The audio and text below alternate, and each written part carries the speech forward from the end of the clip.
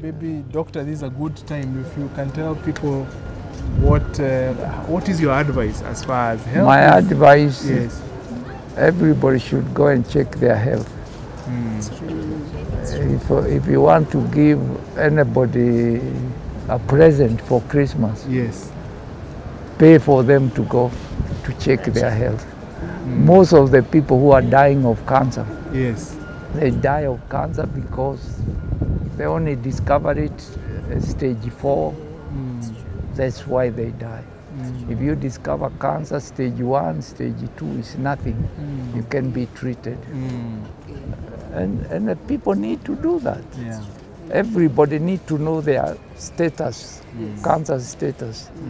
There are 2 things these days they ask. HIV and cancer.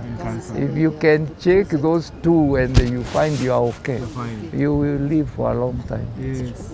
Yes. Especially young people, they have to check. And they think that cancer is for old people. It is not. It is only that it has been building in your body for a long time, and that's when you end up collapsing, discovering. So it's very important.